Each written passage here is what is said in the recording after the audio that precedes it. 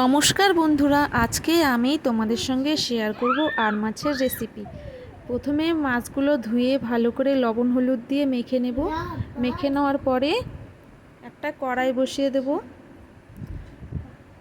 কড়াইয়ে সর্ষের তেল দিয়ে তেল যখন গরম হয়ে যাবে একে একে সব মাছগুলো ছেড়ে দেব। ছেড়ে দিয়ে ভালো করে উল্টে পাল্টে মাছগুলো ভেজে নেব। যেহেতু আর মাছ একটু নরম হয়, যার জন্য একটু ভালো করে ভাজবো। এরপরে মাছগুলো তুলে নেব। এইভাবে আমি সব মাছগুলো ভেজে নেব। এবার কড়াইয়ে তেলে দিয়ে দেব, মাছ ভাজার তেলেই দিয়ে দেব শুকনো লঙ্কা, তেজপাতা, জিরে, এলাচ দিয়ে পেঁয়াজ কুচি দিয়ে এবার পেঁয়াজ কুচিটা ভালো করে লাল করে ভেজে নেব।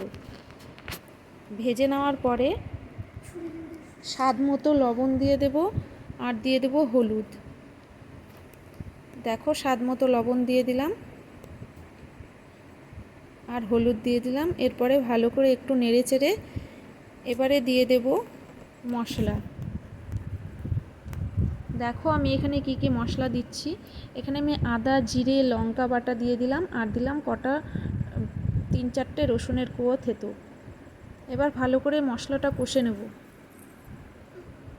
আর দিয়ে দেব কটা চেরা কাঁচা লঙ্কা। ভালো করে মশলাটা কষে নেব। দেখবে মশলা কষতে কষতে তেলটা ছেড়ে যাবে। এরপরে আমি মাছগুলো মশলা দিয়ে একভাবে কষে নেব। আমি জল দেওয়ার আগেই ভালো করে মশলাটা মাছের সঙ্গে কষে নেব, তারপরে আমি জলটা দেব।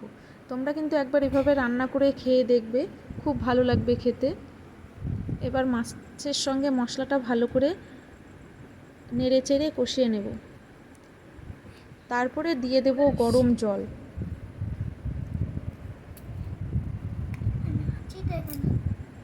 এবারে গরম জল দিয়ে ভালো করে ফুটিয়ে নেব। দেখো মাছের সঙ্গে মশলাটা কি সুন্দরভাবে মেখে গেছে। এবারে গরম জল দিয়ে দিলাম।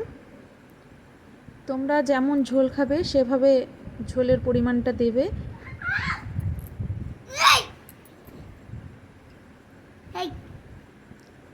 কিছুক্ষণের জন্য ফুটতে দেব। দেখো ঝোলটা ফুটে কতটা কমে গেছে। এবার নামিয়ে নেব। তোমাদের যদি ভালো লেগে থাকে অবশ্যই লাইক করবে, কমেন্ট করবে, শেয়ার করবে। যদি নতুন হয়ে থাকো প্লিজ চ্যানেলটা সাবস্ক্রাইব করবে।